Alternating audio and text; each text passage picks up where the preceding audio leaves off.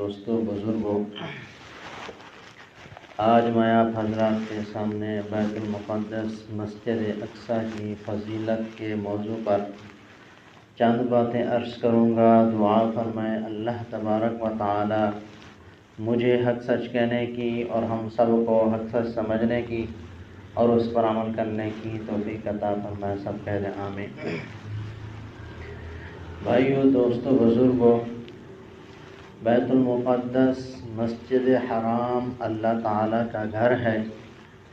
جس طرح بیت اللہ مسجد حرام کا ہمارے لیے تقدس، اس کا ادب اور احترام اکرام ضروری ہے، جس طرح ہمارے لیے مسجد نبوی کا تقدس اور اس کا ادب اور احترام اکرام ضروری ہے، اسی طرح مسجد اقصی بیت المقدس کا ادب و احترام اور ان کا اعزاز و اکرام ہمارے لیے ضروری ہے۔ جس طرح یہ دونوں مساجد، چاہے بیت اللہ ہو یا مسجد نبوی ہو، اس کا تقدس ضروری، اور اسی طرح مسجد اقصی بیت المقدس کا بھی تقدس ضروری ہے۔ حضرت حضور علیہ السلام سے پوچھا گیا، کسی صحابی نے عرض کیا، یا رسول اللہ صلی اللہ علیہ وسلم، اللہ تعالیٰ نے اپنی کائنات پر یعنی زمین پر سب سے پہلا گھر کون سا بنایا؟ تو آپ صلی اللہ علیہ وسلم نے فرمایا بیت اللہ۔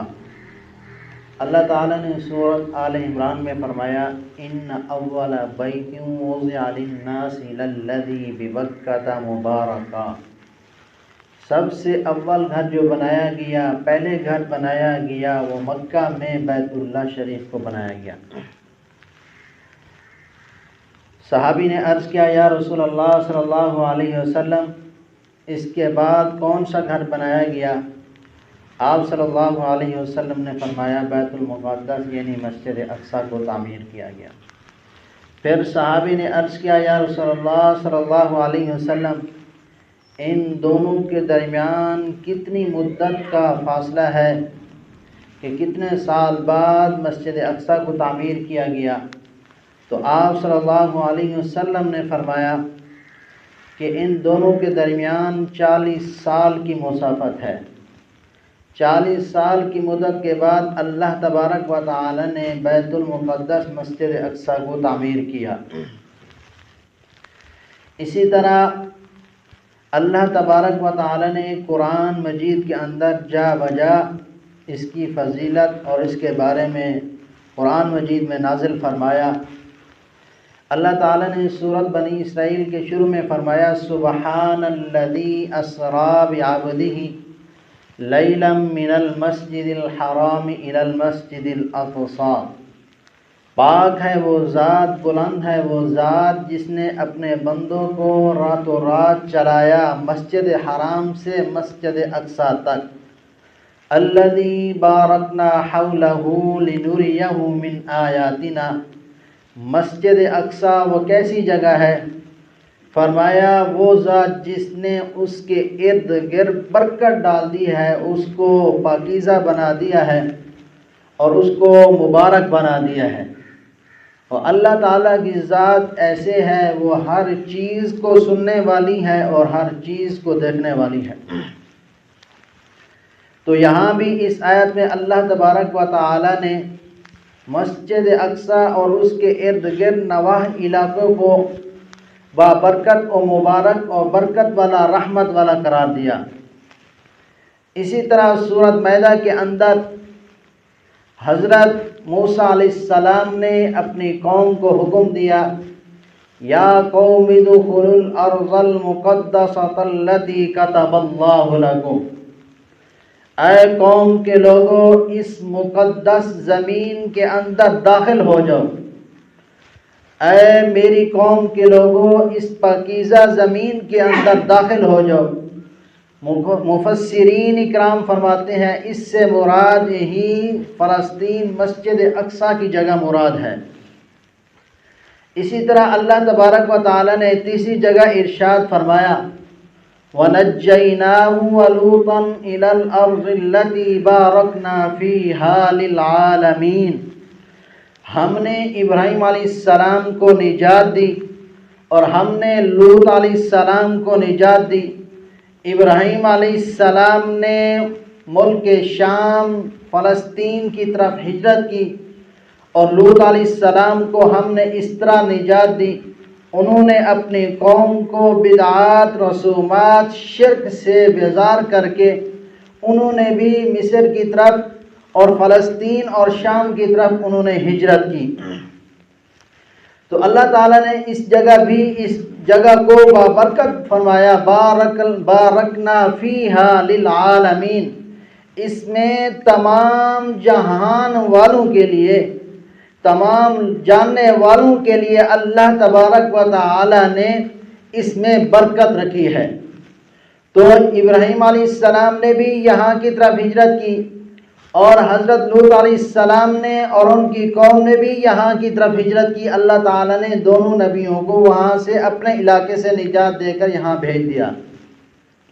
اسی طرح سلیمان علیہ السلام کے بارے میں آتا ہے، وَلِسُلَيْمَانَ الرِّيحَ عَاصِفَةً تَجْرِي بِأَمْرِهِ إِلَى الْأَرْضِ الَّتِي بَارَكْنَا فِيهَا، کہ اللہ تبارک و تعالیٰ فرماتے ہیں ہم نے سلیمان علیہ السلام کے لیے ہوا کو مسخر کر دیا، ہم نے سلیمان علیہ السلام کے لیے ہوا کو تابع کر دیا، وہ جہاں بھی حکم کرتے ہوا کو ان کو پہنچا دیتی، وہ ایسی جگہ پہنچا دیتی جہاں ہم نے برکت ڈال دی ہے۔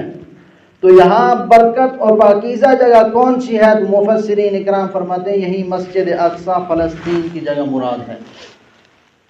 اسی طرح اللہ تبارک و تعالی نے سورۃ تین کے اندر فرمایا، اللہ تعالیٰ نے 4 قسمیں کھائی ہیں، گویا کہ 4 جگہوں کی قسمیں کھائی ہیں۔ اللہ نے فرمایا والتین والزیتون، اللہ فرماتے ہیں کہ انجیر کی قسم اور زیتون کی قسم، وطور سینین، اور طور سینا کی قسم، وہذا البلد الامین، اور اس امن والے شہر کی قسم۔ امن والا شہر کون سا ہے؟ وہ مکہ مکرمہ بیت اللہ مراد ہے، اور طور سینا سے مراد وہ کوہ طور جہاں موسیٰ علیہ السلام کو اللہ تبارک و تعالی نے تورات دی تھی، اللہ تعالیٰ سے ہم کلام ہوئے تھے، وہ مصر کے اندر موجود ہے۔ اور زیتون والی جگہ کون سی مراد ہے؟ حضرت ابن عباس رضی اللہ تعالیٰ عنہ فرماتے ہیں زیتون زیادہ تر شام کے اندر پیدا ہوتے ہیں، ان کی پیداوار زیادہ ہوتی ہے، تو یہاں زیتون کی قسم کھا کر اللہ تعالیٰ نے شام کی قسم کھائی ہے۔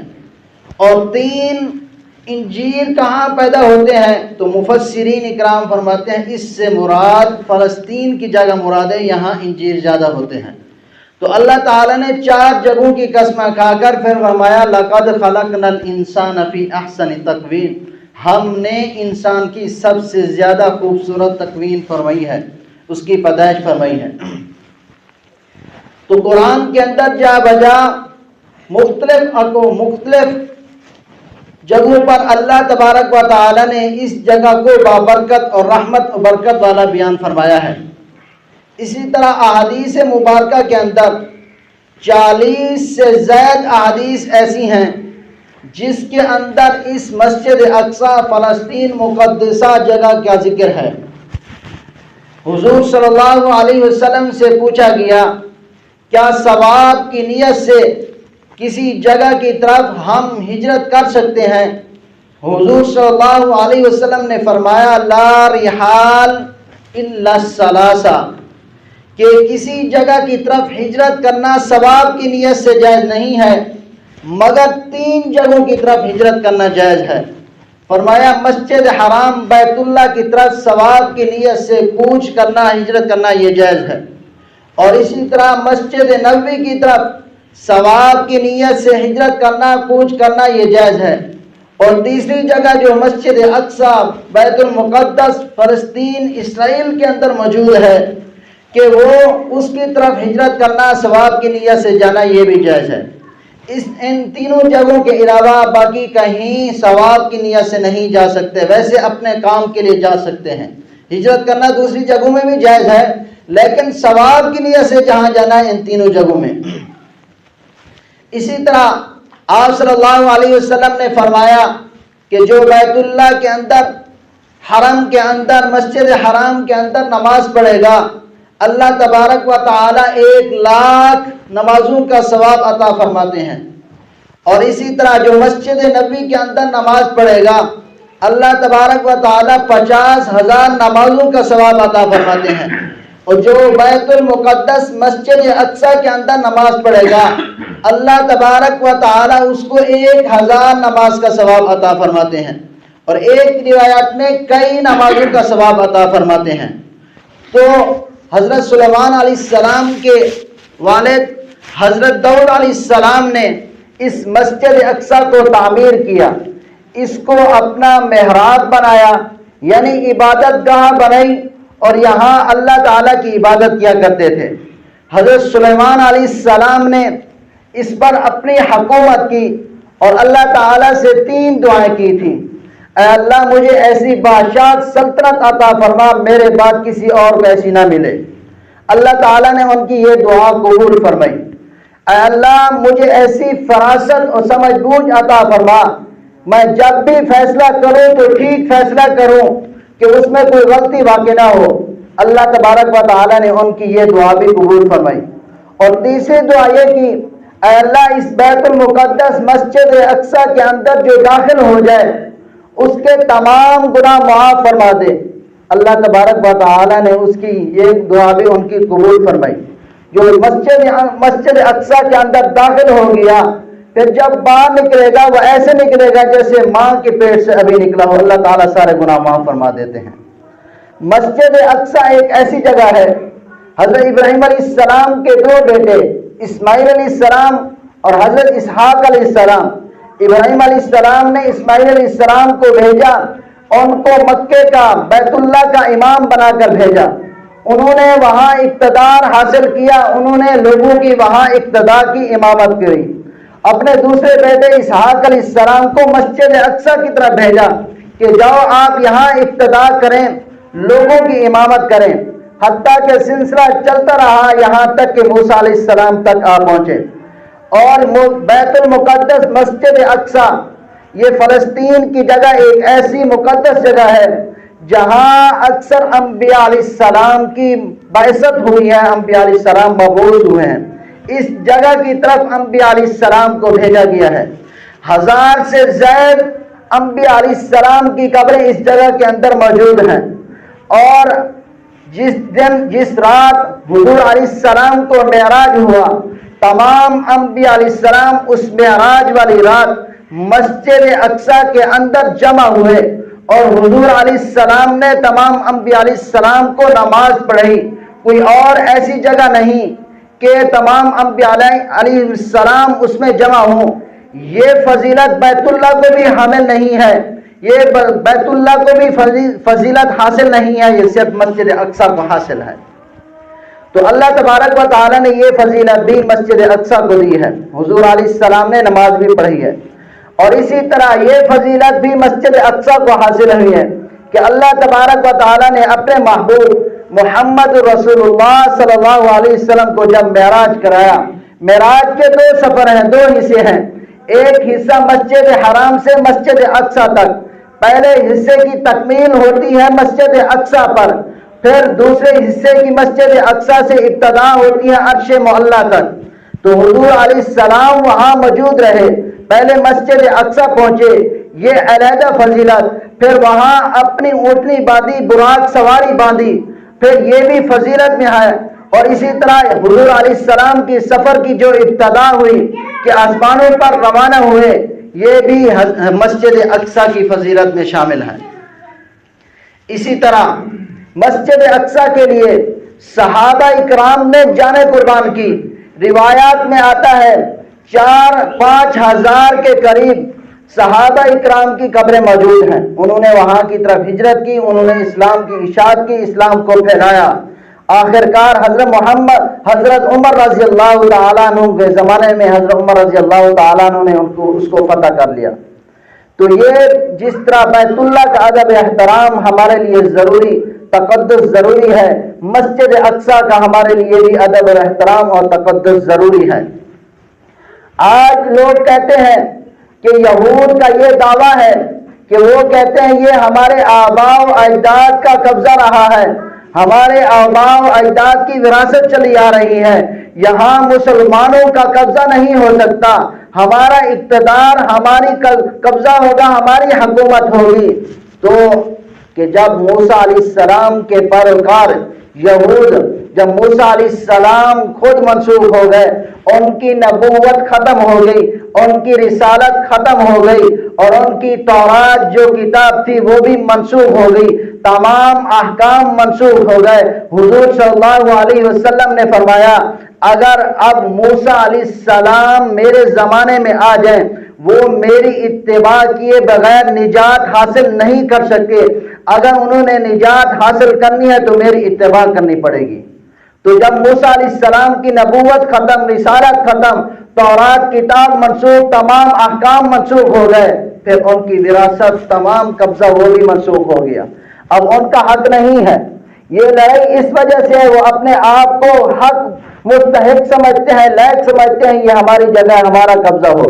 اسی طرح عیسائیوں کا کہنا ہے کہ یہ ہماری جگہ ہے کہ ہم اس پر قبضہ کریں، اس وجہ سے حضرت عیسیٰ علیہ السلام کی جو جائے پیدائش ہے وہ بھی بیت المقدس کے قریب، اور اسی طرح جب قیامت کے دن حضرت عیسیٰ علیہ السلام نازل ہوں گے دمشق کی جامع مسجد کے مینارے پر، وہ بھی فلسطین کے اندر، فلسطین کے قریب ہے، وہ کہتے ہیں کہ ہم مستحق ہیں۔ تو عیسیٰ علیہ السلام کو ہم ماننے والے، عیسیٰ علیہ السلام کی جائے پیدائش بھی یہی ہے، اور عیسیٰ علیہ السلام کو جب آسمانوں پر اٹھایا گیا، اللہ تعالیٰ نے زندہ اٹھا لیا، جس جگہ سے اٹھایا وہ بھی فلسطین کی جگہ مراد ہے، اور جب پھر نازل ہوں گے وہ بھی فلسطین کی جگہ مراد ہے، مسجد اقصیٰ، تمام قدس پاکیزہ جگہ مراد ہے۔ تو اس وجہ سے ہمارا حق ہے، یہ لڑائی جنگ جاری رہے گی، لیکن حضور علیہ السلام کے فرمان کے مطابق، اللہ تعالیٰ کے احکام کے مطابق اب مسلمانوں کا حق ہے اس کو حاصل کریں اور اللہ تعالیٰ کے احکام کو جاری کریں۔ اگر ہم خاموش رہے، ان کے خلاف آواز نہیں اٹھائی، ایک آواز کیا اٹھانا ہوتا ہے کہ ان کے خلاف ہم جہاد کریں، اپنے بازو سے، اپنی تلوار سے، اپنے اوزار سے۔ اگر ہم یہ نہیں کر سکتے، اپنی زبان سے اپنا دفاع کریں، ان کے خلاف بولیں، یہ بھی نہیں کر سکتے، دل کے اندر نفرت ڈالیں، دل کے اندر نفرت ڈال کے ہم اور بھی کچھ کر سکتے ہیں کہ ان کی مصنوعات سے بائیکاٹ کریں، ہمارے بچوں کو وہ ذبح کرتے ہیں، ہمارے نبی محمد رسول اللہ صلی اللہ علیہ وسلم کو برا بنا کہیں، ہمارے بوڑھوں کو وہ ذبح کریں، عورتوں کو ذبح کریں، ہم پھر بھی کہیں کہ ان کا حق ہے، تمام انبیاء علیہ السلام وہاں مبعوث ہوئے کہ ان کی پہرے داری کر رہے ہیں، ان کی اتباع کر رہے ہیں، اس وجہ سے ان کو حق حاصل ہونا چاہیے کہ ہمیں تو بیت اللہ مل گیا۔ آج مسجد اقصیٰ کی باری آ گئی، کل یہ بیت اللہ کی طرف بڑھیں گے، کل یہ مسجد نبوی کی طرف بڑھیں گے، ہم خاموش رہ جائیں گے جس طرح اب خاموش ہیں۔ اب ہمارے جسم کے اندر کچھ اثر آیا نہیں آیا کہ اسی طرح بیت اللہ پر بھی اب اگر حملہ ہو گیا ہم خاموش رہیں گے؟ تو ہمیں چاہیے ہم ان کے خلاف آواز اٹھائیں، جتنا ہو سکتا ہے اپنی طاقت استطاعت کے مطابق ہم اپنا حصہ ضرور ڈالیں تاکہ ہم حضور علیہ السلام کو جواب دے سکیں۔ ہم نے بھی حصہ ملایا تھا، حضرت عمر